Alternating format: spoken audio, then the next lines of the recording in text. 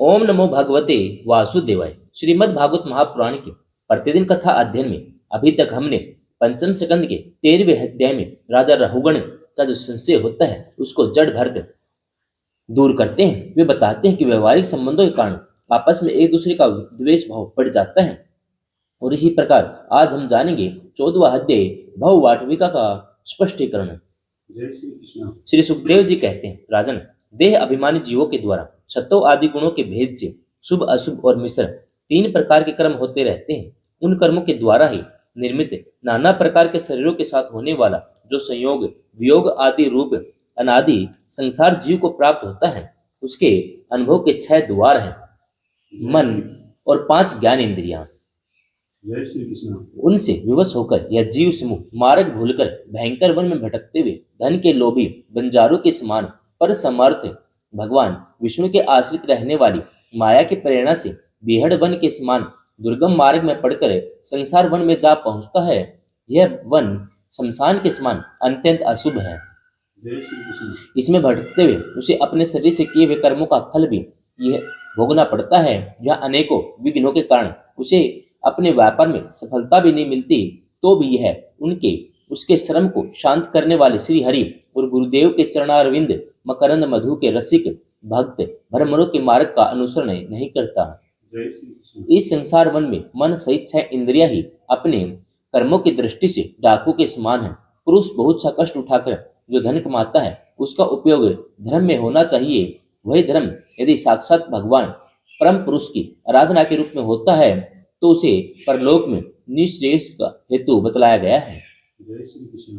किंतु जिस मनुष्य का बुद्धि रूप सारथी विवेकहीन होता है, मन वश में नहीं होता, उसके उस धर्म उपयोगी धन को ये मन सहित 6 इंद्रियां देखना, स्पर्श करना, सुनना, स्वाद लेना, सूंघना, संकल्प विकल्प करना, निश्चय करना, इन वृत्तियों के द्वारा गृहस्थ चित्त को विषय भोगों में फंसाकर उसी प्रकार लूट लेती हैं जिस प्रकार बेईमान मुखिया का अनुगमन करने वाले एवं असावधान बंजारे का दल का धन चोर डाकू लूट ले जाते हैं। जय श्री कृष्ण। ये ही नहीं, उस संसार भर में रहने वाले उसके कुटुंबी भी जो नाम से तो स्त्री पुत्र आदि कहे जाते हैं, किंतु क्रम जिनके साक्षात भेड़ियों और गिद्धड़ों के समान होते हैं, उसे अर्थ लोलुप कुटुंबी के धन को उसकी इच्छा न रहने पर भी उसके देखते देखते इस प्रकार छीन ले जाते हैं जैसे भेड़िए गडरियों से सुरक्षित भेड़ों को उठा ले जाते हैं। जय श्री कृष्ण। जिस प्रकार यदि किसी खेत के बीजों को अग्नि द्वारा जला न दिया गया हो तो प्रतिवर्ष जोतने पर भी खेती का समय आने पर वह फिर झाड़ जंगाड़ लता तृण आदि से गहन हो जाता है, उसी प्रकार यह गृहस्थ आश्रम भी कर्म भूमि है। इसमें भी कर्मों का सर्वथा उच्छेद कभी नहीं होता, क्योंकि यह घर कामनाओं की पिटारी है। जय श्री कृष्ण। उस गृहस्थ आश्रम में आसक्त हुए व्यक्ति के धन रूप बाहरी प्राणों को डांस और मच्छरों के समान नीच पुरुषों से टिड्डी, पक्षी, चोर, चूहे आदि से क्षति पहुंचती रहती है। कभी इस मार्ग में भटकते भटकते यह अविद्या, कामना और कर्मों से कलुषित हुए अपने चित्त से दृष्टि दोष के कारण इस मर्त्य लोक को जो गंधर्व नगर के समान असत है सत्य समझने लगता है। जय श्री कृष्ण। फिर खान पान और स्त्री प्रसंग आदि से वैष्णव में फंसकर मृग तृष्णा के समान मिथ्या विषयों की ओर दौड़ने लगता है। कभी बुद्धि के रजोगुण से प्रभावित होने पर सारे अनर्थों की जड़ अग्नि के मल रूप सोने का ही सुख का साधन समझकर उसे पाने के लिए लालायित हो इस प्रकार दौड़ धूप करने लगता है जैसे वन में जाड़े से ठिठुरता हुआ पुरुष अग्नि के लिए व्याकुल हो उन्मुख पिशाच की अज्ञा बेताल की और उसे आग समझकर दौड़े। जय श्री कृष्ण। कभी इस शरीर को जीवित रखने वाले घर, अन्न, जल, धन आदि में अभिनिवेश करके इस संसार अरण्य में इधर उधर दौड़ धूप करता रहता है। कभी बाउंडर के समान आंखों में धूल झोंक देने वाली स्त्री गोद में बैठा लेता है तो तत्काल राग अंध सा होकर सत्पुरुषों की मर्यादा का विचार भी नहीं करता। जय श्री कृष्ण। उसमें नेत्र में रजोगुण की धूल भर जाने से बुद्धि ऐसी मलिन हो जाती है कि अपने कर्मों के साक्षी दिशाओं के देवताओं को भी भुला देता है। जय श्री कृष्ण। कभी अपने आप ही एकाध बार विषयों का मिथ्यात्व जान लेने पर भी अनादिकाल से देह में आत्म बुद्धि रहने से विवेक बुद्धि नष्ट हो जाने के कारण उन मरुमरी चिकातुल्य विषयों की ओर फिर दौड़ने लगता है। कभी प्रत्यक्ष वध करने वाले उल्लू के समान स्त्रों की ओर परोक्ष रूप से बोलने वाले झिंगोरों के समान राजा की अति कठोर और दिल को दहला देने वाली डरावनी डांट डपट से इसके कान और मन को बड़ी व्यथा होती है। जय श्री कृष्ण। पूर्वोपन्ने क्षीण हो जाने पर यह जीवित ही मुर्दे के समान हो जाता है, जो कारस्कर एवं काकतुंड आदि जहरीले फलों वाले पाप वृक्षों, इसी प्रकार की दूषित लताओं, विषैले कुओं के समान है, जिनका धन इस लोक और परलोक दोनों के ही काम में नहीं आता, और जो जीते जी मुर्दे के समान है, उन कृपण पुरुषों का आश्रय लेता है। जय श्री कृष्ण। कभी असत पुरुषों के संग से बुद्धि बिगड़ जाने के कारण सूखी नदी में गिरकर दुखी होने के समान इस लोक और परलोक में दुख देने वाले पाखंड में फंस जाता है। जब दूसरों को सताने से उसे अन्न भी नहीं मिलता, तब वह अपने सगे पिता पुत्रों अथवा पिता या पुत्र आदि का एक तिनका भी जिनके पास देखता है, उसको उनको फाड़ खाने के लिए तैयार हो जाता है। जय श्री कृष्ण। कभी दावानल के समान प्रिय विषयों से सुनने एवं परिणाम में दुख में घर में पहुंचता है, तो वहां इष्टजनों के वियोग आदि से उसके शोक की आग भड़क उठती है। उससे संतप्त होकर वह बहुत ही खिन्न होने लगता है। कभी काल के समान भयंकर राजकुल रूप राक्षस इसके परम प्रिय धन रूप प्राणों को हर लेता है, तो यह मरे हुए के समान निर्जीव हो जाता है। जय श्री कृष्ण। कभी मनोरथ के पदार्थों के समान अत्यंत असत्य पिता पितामह आदि संबंधों को सत्य समझकर उनके सहवास से सौपन के समान क्षणिक सुख का अनुभव करता है। गृहस्थ आश्रम के लिए जिस क्रम विधि का महान विस्तार किया गया है, उसका अनुष्ठान किसी पर्वत की कड़ी चढ़ाई के समान ही है।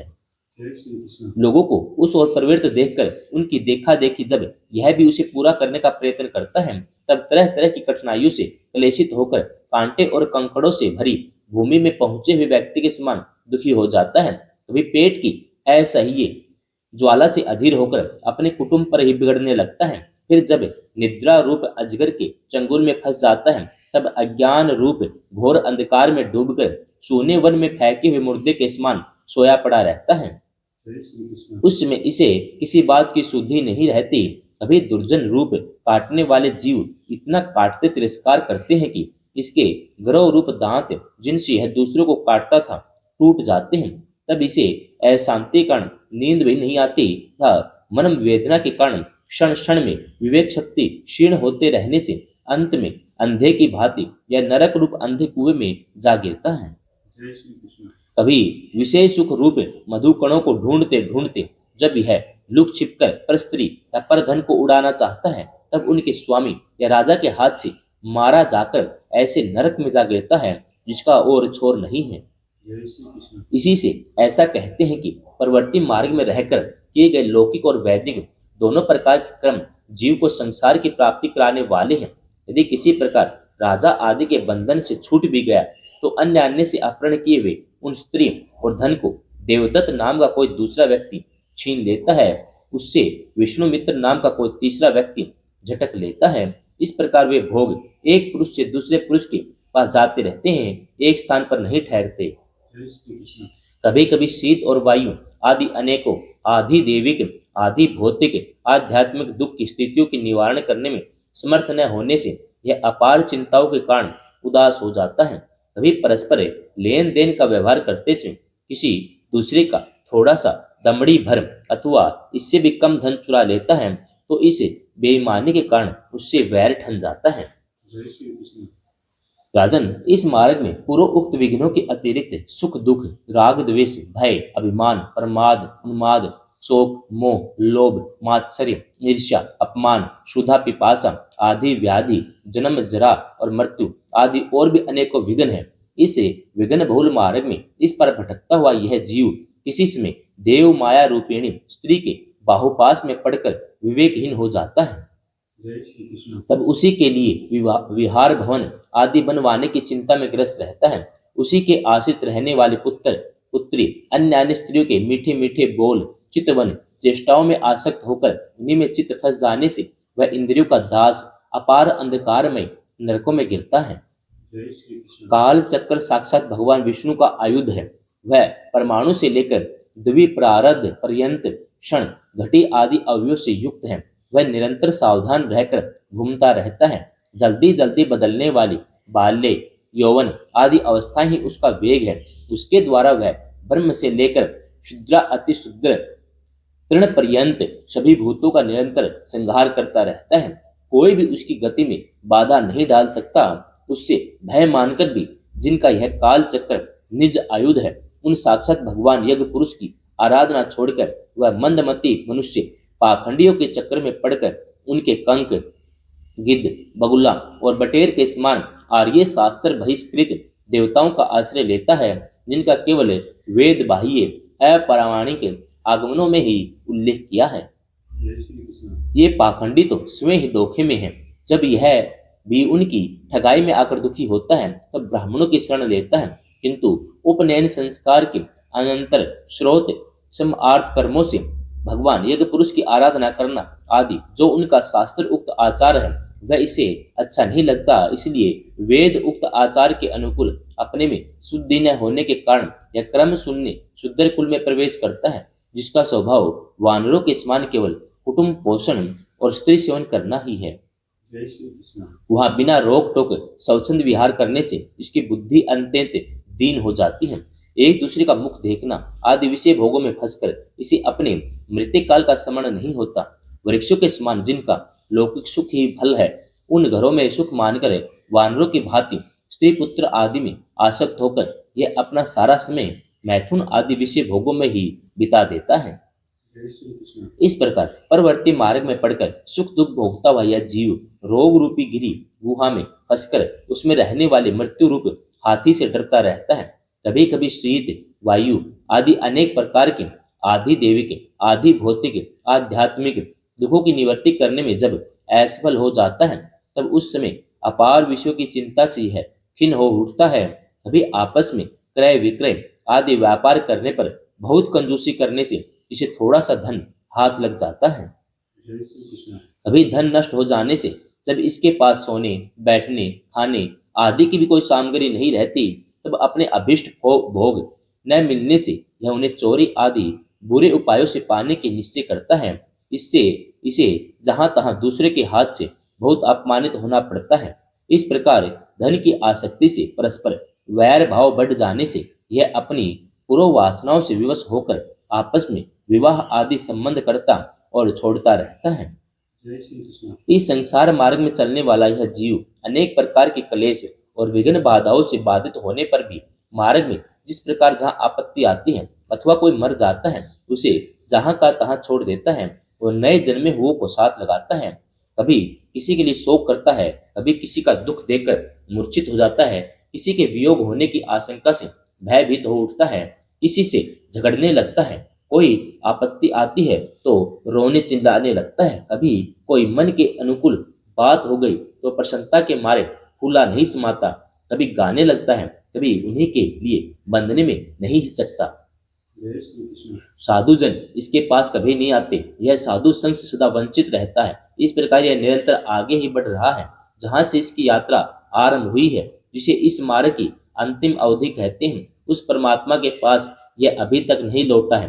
परम आत्मा तक तो योग शास्त्र की गति भी नहीं है। जिन्होंने सब प्रकार के दंड शासन का त्याग कर दिया है वे निवर्ति प्रायण संयंत आत्मा मुनिजन ही उसे प्राप्त कर पाते हैं। जो दिग्गजों को जीतने वाले बड़े बड़े यज्ञों का अनुष्ठान करने वाले राज ऋषि हैं, उनकी भी वहां तक गति नहीं है। वे संग्राम भूमि में शत्रु का सामना करके केवल प्राण परित्याग ही करते हैं। जिसमें यह मेरी है ऐसा अभिमान करके वैर ठाना है, उस पृथ्वी में ही अपना शरीर छोड़कर स्वयं परलोक को चले जाते हैं। इस संसार से वे भी पार नहीं होते। जय श्री कृष्ण।